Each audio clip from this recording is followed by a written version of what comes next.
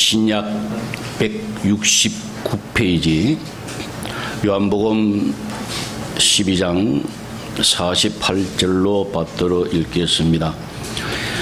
나를 저버리고 내 말을 받지 아니하는 자는 심판할 이가 있으니 곧 내가 그 말이 마지막 날에 그를 심판하리라.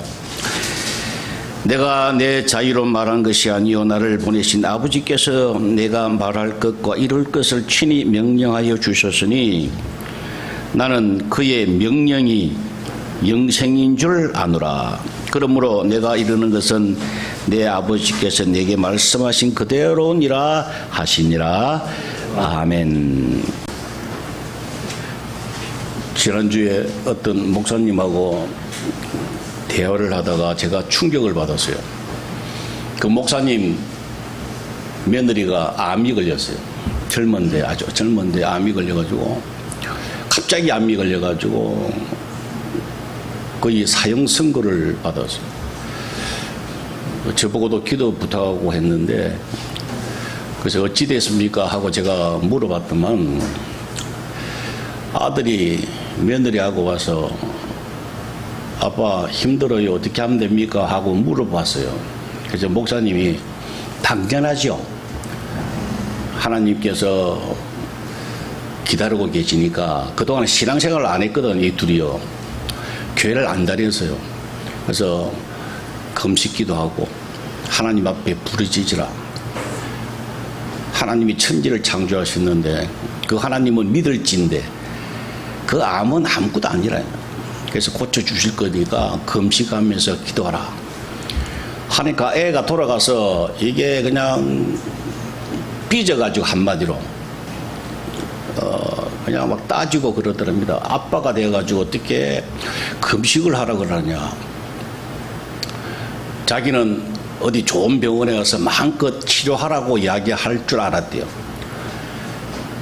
그래서 아들하고 지금 요번에 절연을 하고 추석 때도 못 만나고 있는 그런 지금 상황에 있다. 그 말 듣고 제가 충격을 받았습니다. 목사 가정의 아들이 그 당연한 거 아닙니까? 금식하고 하나님 앞에 기도하고. 그래가지고 많은 사람들이 고침을 받잖아요. 주위에 보면은 너무너무 그런 사람들이 많거든요. 저도 체험했고 많은 사람들이 체험을 하고 있습니다. 왜? 하나님이 살아계시잖아요. 누가복음 18장 8절에 보면은 예수님께서 이런 말씀하셨어요. 인자가 올 때에 인자가 예수님께서 재림하실 이제 곧 오실잖아요. 이제 이 세상 끝납니다. 곧 오실 때에 믿음을 보겠느냐 그렇게 하셨어요. 그 말씀은 재림 때가 가까워지면 사람들 믿음이 없어요. 교회는 많이 다니는데 큰 교회는 있는데 막 예배 드릴 때 가보세요. 호화찬란하게 막 뭐가 예배 드린 것 같아. 막 찬양도 듣고 막 그러고. 근데 믿음이 없다는 이야기. 믿음 없으면 어떻게 돼요? 지옥 간다는 이야기예요. 교회만 다니면 그 종교 생활 하는 거예요. 아무 소용이 없다고요. 제대로 믿어야지. 제가 몇 주간 계속 말씀을 드렸잖아요. 예수님 오시면은 두 사람이 밭에 일을 하는데 한 여자는 들림을 받고 천당 가고 한 사람은 버림받는다 그랬잖아요. 말씀 있잖아요, 성경에. 그때가 지금 이때라고요. 아주 급한 때라고요. 그때 가서 주님 오실 때 내가 잘 믿어야 될 걸 해봐야 소용이 없다고요.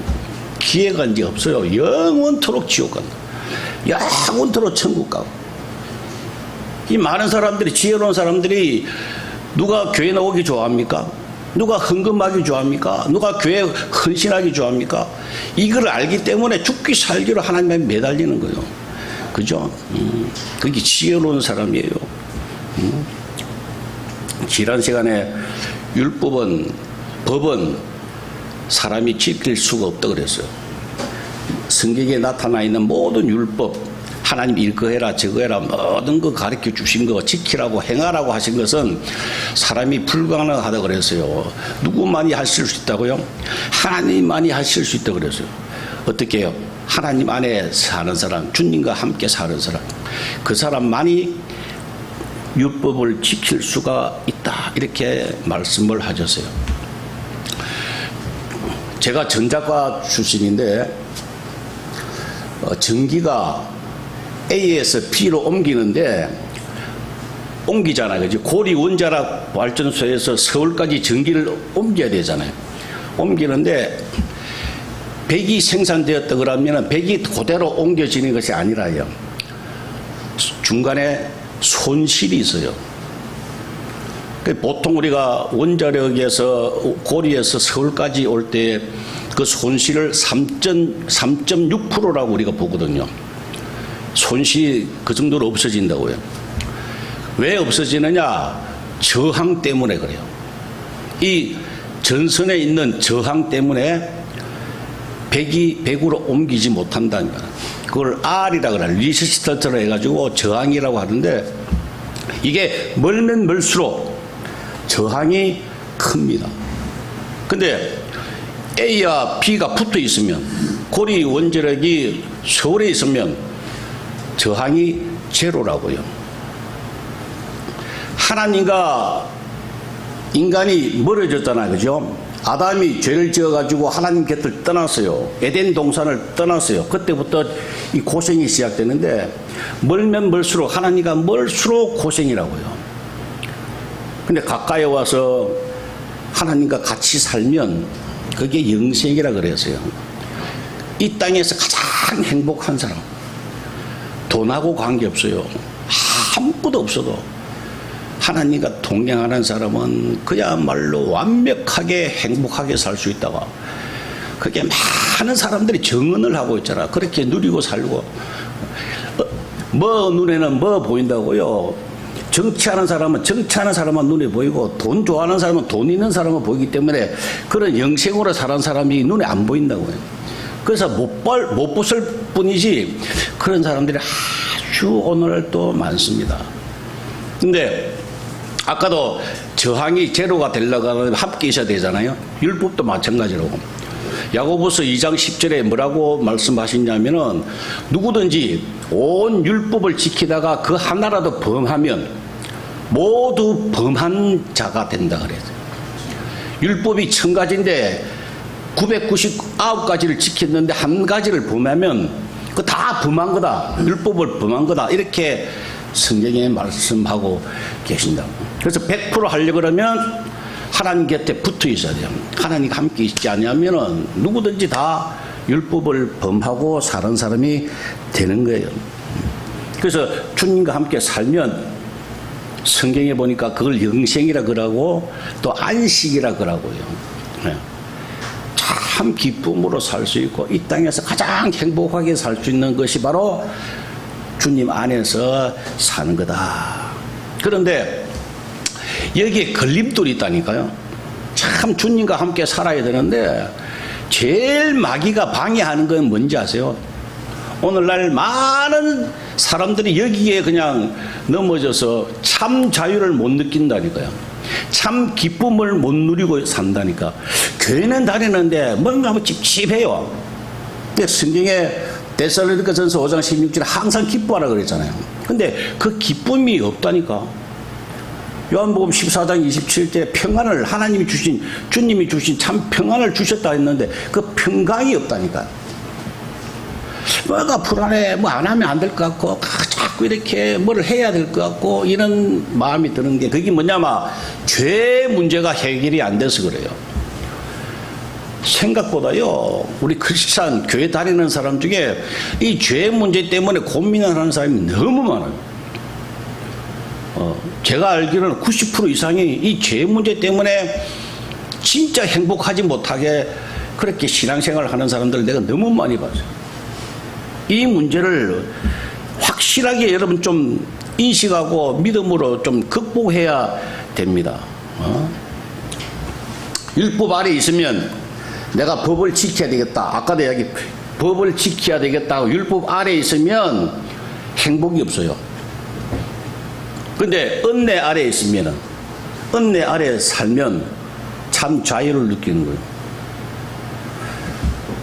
1945년 8월 15일 날 미국 군함 함정우에서 갑판에서 일본 외무대신, 일본 참모총장하고 연합군 대표하고 서명을 합니다. 항복에 서명을 합니다. 항복하는 거죠, 일본이. 그리고 바로 일본 왕이 라디오를 통해서 항복을 선포합니다. 그 라디오를 들었던 사람들이 야, 이제 우리나라가 해방이 되구나. 이 시간부터 자유다.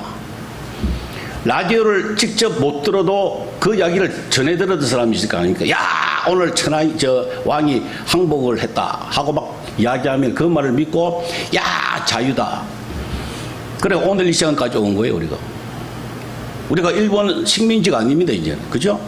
그런데 지난번에 필리핀 무슨 섬에 보니까 한국에서 징용으로 끌려갔던 사람이 일본 군대를 피해서 도망다니다가 그 섬에서 혼자 사는데 아직도 일본이 해방된 것을 모르고 있대요. 아직도 군복을 입고 아직도 그렇게 혼자 각계정투를 하면서 살더래요. 왜? 못 들었기 때문에. 그 소식을 못 들었기 때문에. 들었으면 자유함을 누리고 해방됐잖아요. 아직도 일본 식민지라고 일본 순경만 지나가면 벌벌 떠는 그런 사람이 아니다 이 말이에요. 마찬가지예요. 하나님께서 우리 죄를 위하여 주님이 오셔서 십자가로 죄의 문제를 다 해결했다 이렇게 하셨어요. 요한복음 19장 30절에 예수께서 신포도주를 받으신 후 이르시되 다 이루었다 하시고 머리를 숙이니 영원히 떠나가시니라. 다 이루었다. 그 말씀은 죄의 문제를 내가 다 해결했다. 그래서 로마서 8장 1절에 그러므로 그리스도 예수 안에 있는 자는 결코 정죄함이 없다고 그랬어요. 다시 이야기하면 무죄다 이 말이야. 법원의 법적 용어거든요. 정죄라고 하는 단어가. 정죄함이 없다 이거. 로마서 6장 14절에 너희가 죄가 너희를 주장하지 못하리니 이는 너희가 법 아래 있지 않고 은혜 아래 있습니다.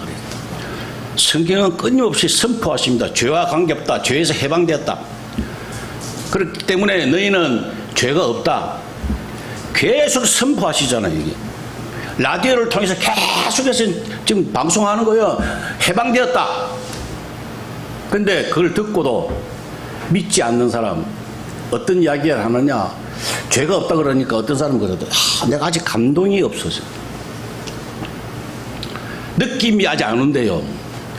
죄에서 자유함을 받은 느낌이 아직 없대. 여러분 방송에서 이제 일본이 항복했습니다고 들었어요. 직접 듣는데 나 아직 느낌이 없어.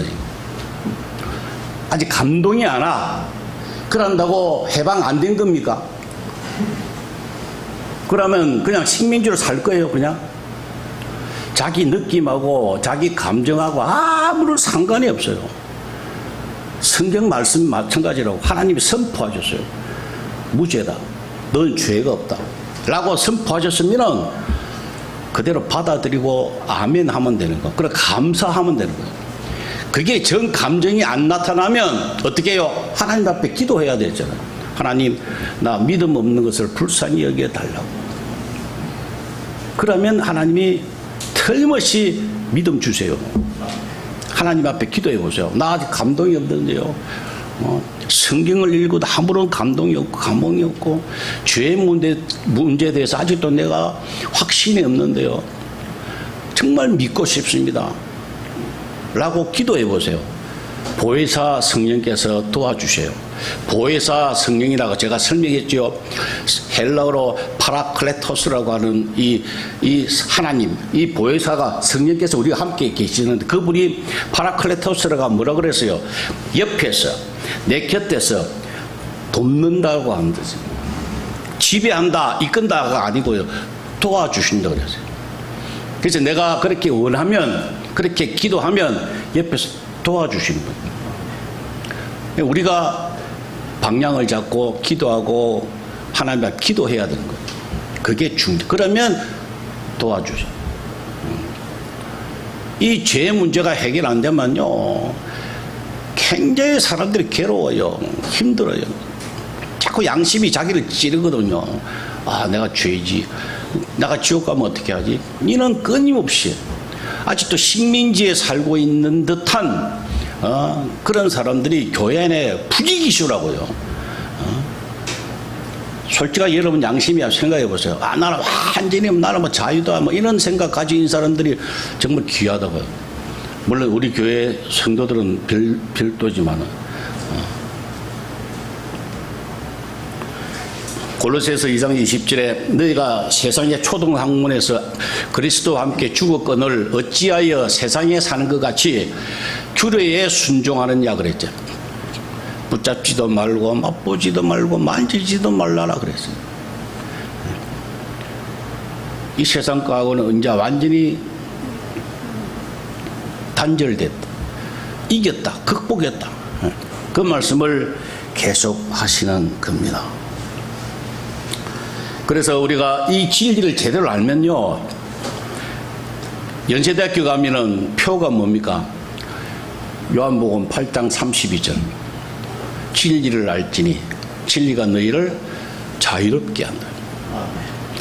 우리나라 모든 대학의 건국 이념이 이 요한복음 8장 32절로부터 시작을 한다고 합니다. 330개 모든 대학교에서 이 말씀을 모태로 시작을 한다고. 진리를 알지니. 진리가 뭡니까? 우리가 죄가 없다고 하는 걸, 그게 역사적이고 팩트라고요, 이게. 예수님이 오신 거, 십자가에 돌아가신 거 역사라고요. 예수님이 이 땅에 오신 것도 역사라고요. 히스토리잖아요. 그래서 그의 이야기, 예수님의 이야기, 그게 히스토리, 역사라니까요.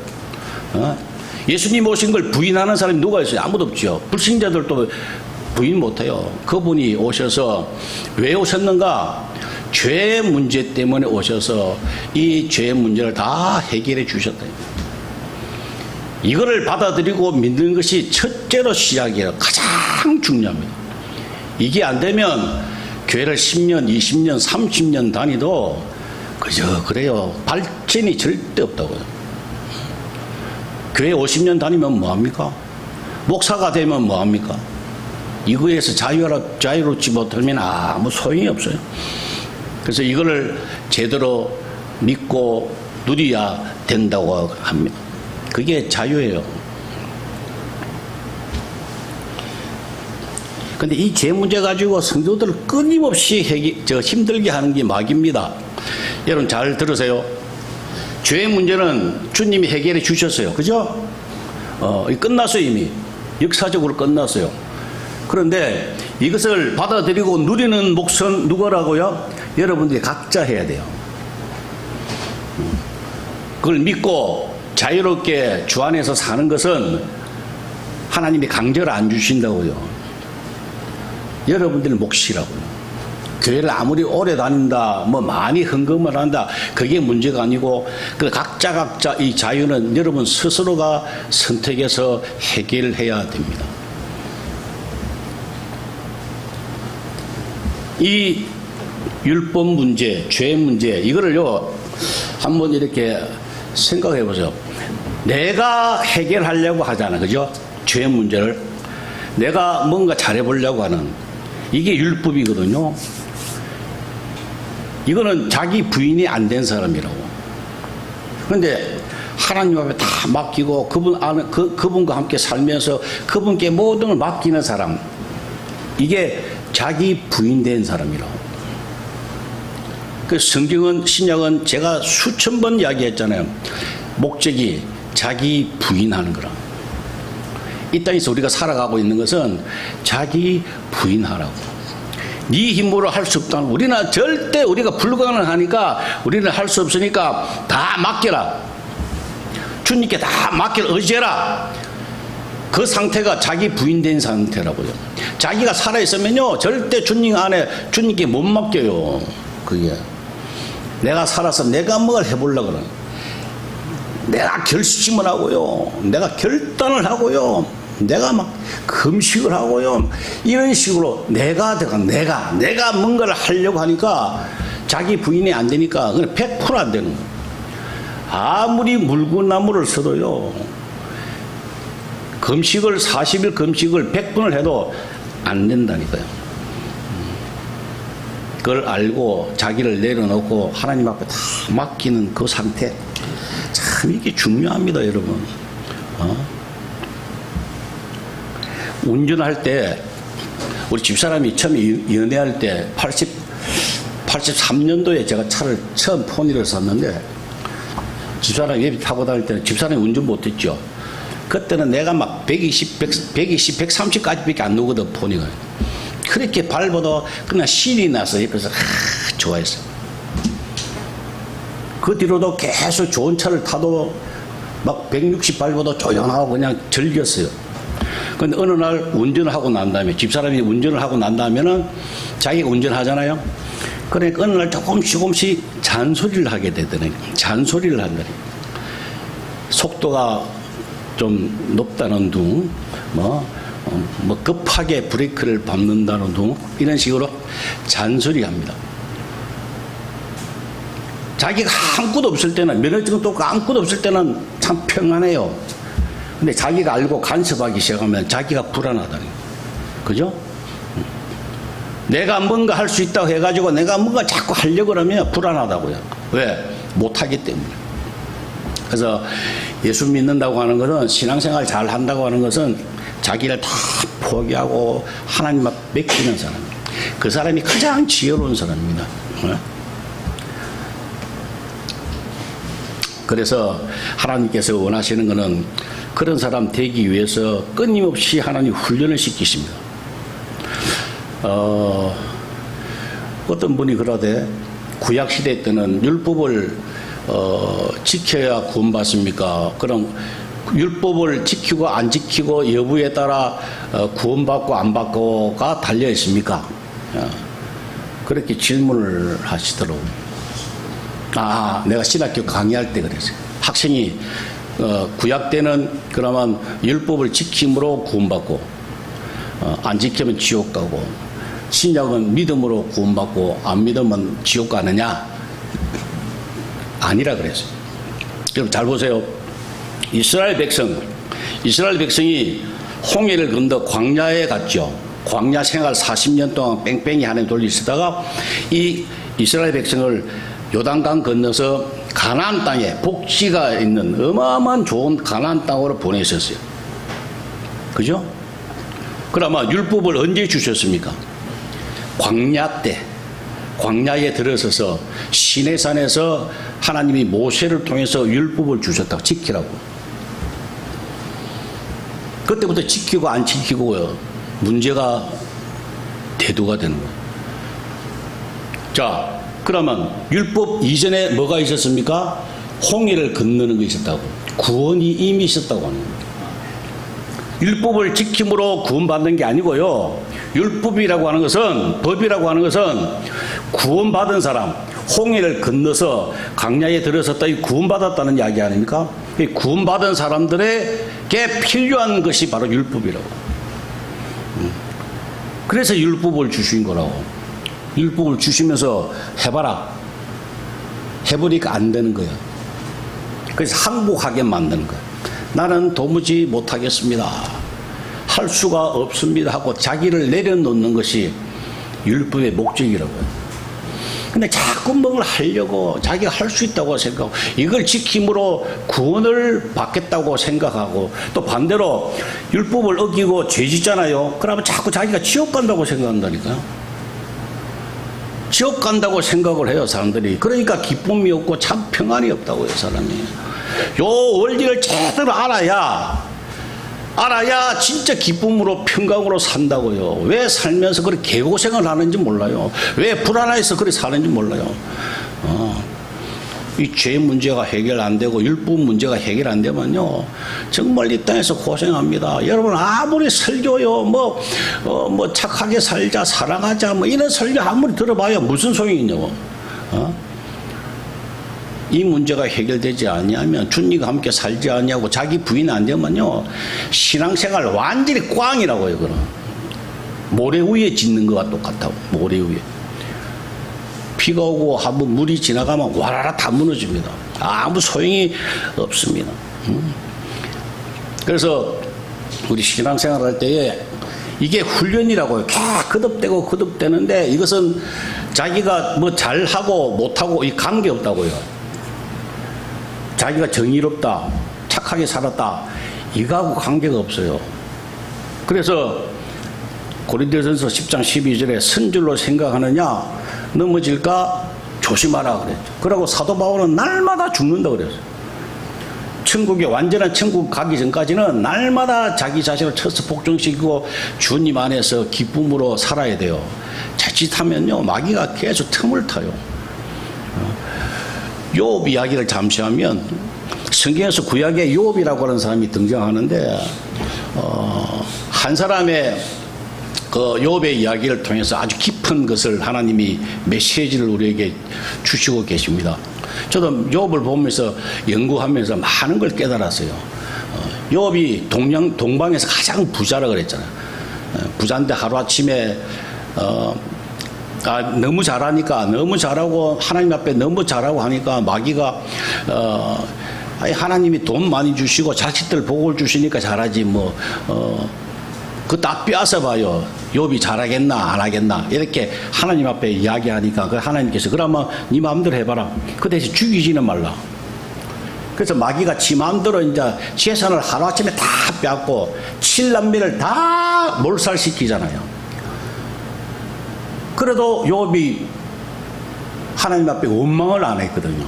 주신이도 하나님이시오 가져가시니도 하나님 맞잖아요. 재산도 주셨다 가져가시고 자식도 주셨다 가져가시고 그래 원망을 안 하니까 그 다음에는 어떻게 몸을 쳐가지고요 엄청나게 힘들게 고통 속에 고통 오죽하면 마누라도 저주하면서 떠났다 그랬거든. 마누라도 떠났어. 그렇게 힘들게 살면서 근데 욥의 친구 세 친구가 옵니다. 위로하러 옵니다. 왔는데 이 세 친구의 말들을 성경에서 보면요 수준이 어마어마하게 높습니다. 사람이 할 수 있는 가장 하이 클래스라고요.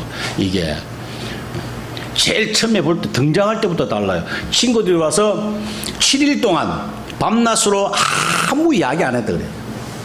그 이야기를 듣고 그를 보는 순간 대단한 친구들이라 수준 높은 친구다.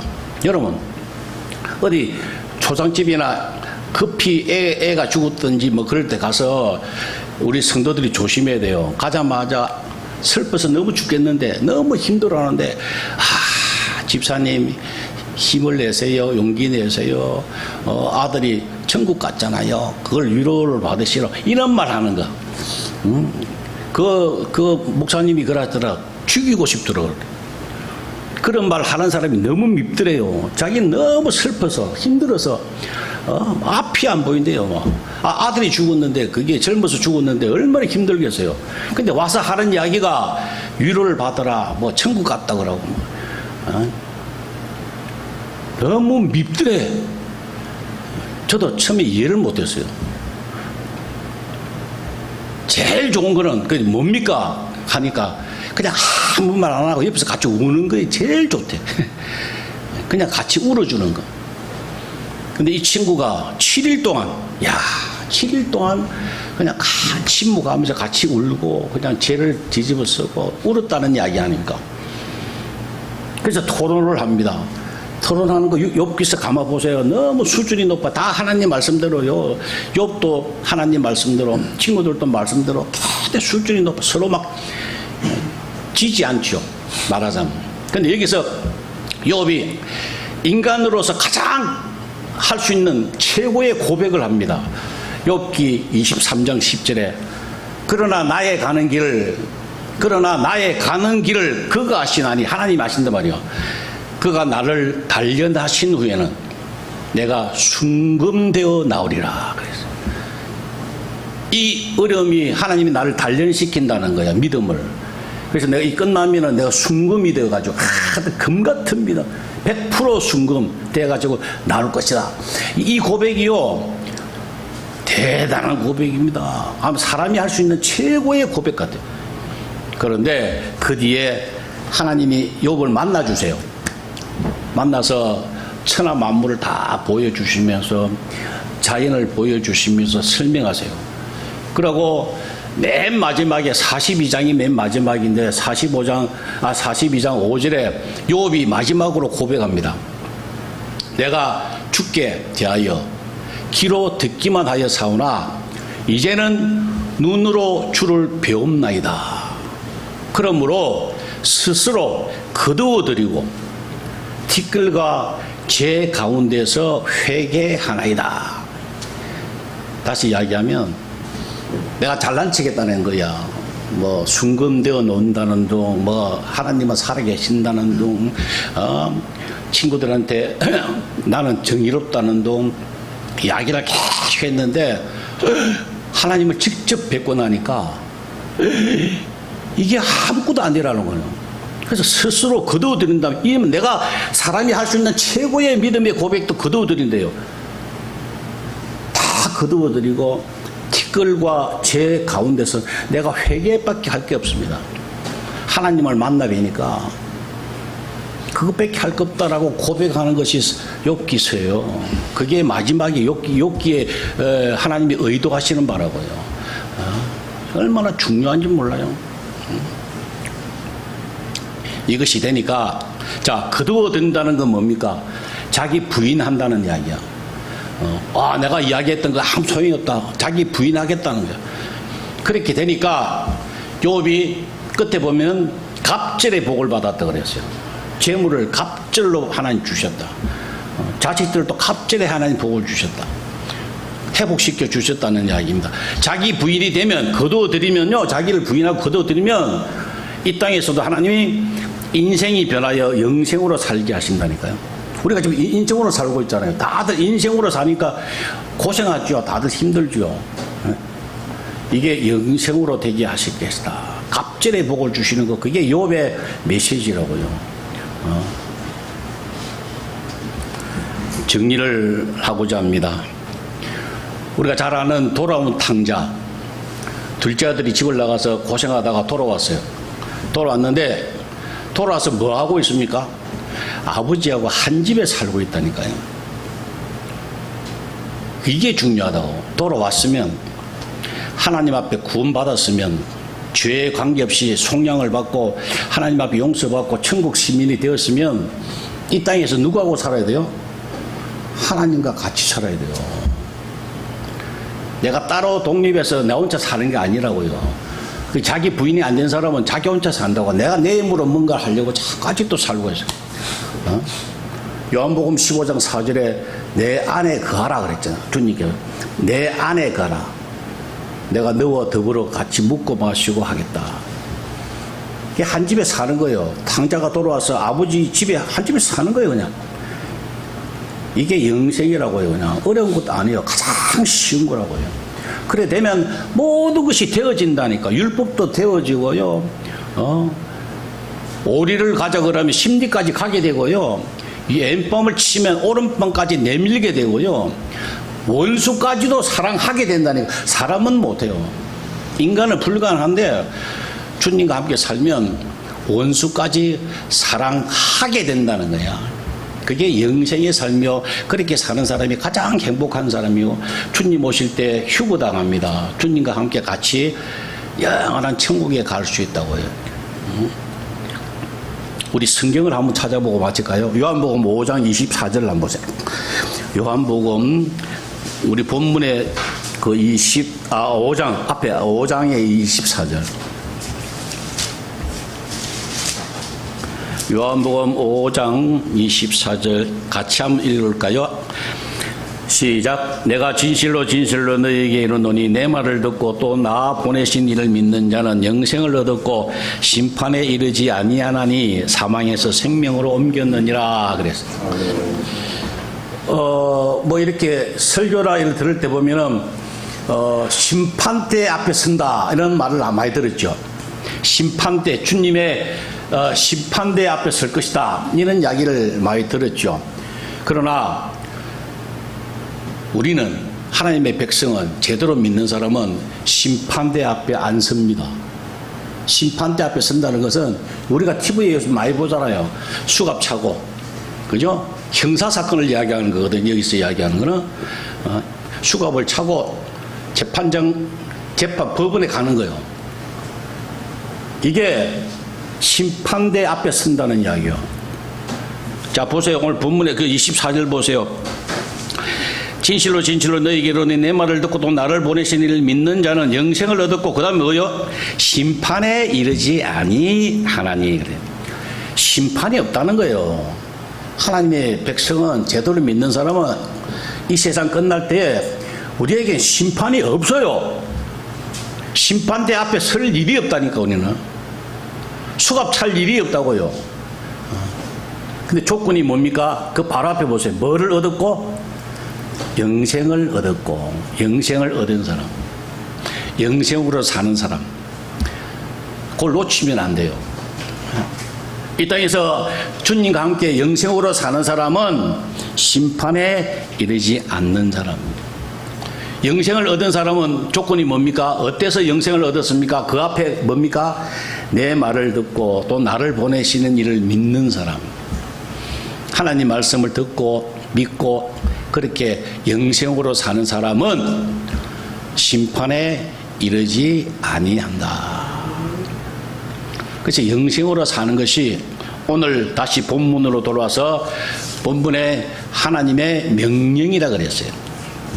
분명히 하나님의 명령이다. 영생이 하나님의 명령인 줄 안다. 이 땅에서 우리가 살아가는 것은 하나님의 뜻대로 살아야 되는데, 하나님 뜻이 뭐라고요? 우리가 영생으로 하나님과 함께 사는 것. 그러면 주님 오시는 날 잘했다 칭찬받고 영원무궁하게 주님과 함께 살 수가 있는 거예요. 이 명령은 지키도 그만, 안 지켜도 그만이 아니에요. 명령은 무조건 해야 돼요. 한 주간 이 말씀 기억하고 승리하시는 여러분 되시기를 주의 이름으로 축원합니다. 기도하겠습니다. 아버지 하나님 감사합니다. 오늘도 말씀 듣게 하셔서 감사하고 깨닫고 아멘하게 하셔서 감사합니다. 아버지 하나님, 죄와 상관없도록 믿음의 믿음을 더하여 주옵소서. 날마다 우리 자신을 쳐서 자기 부인할 수 있도록 귀한 은혜도 허락하여 주시고 도와주시기를 간절히 바랍니다. 그래서 온전히 주님과 함께 살 수 있는 저희 모두가 되도록 한 주간 복을 나리워 주옵소서. 예수님의 이름으로 기도 올리옵나이다. 아멘.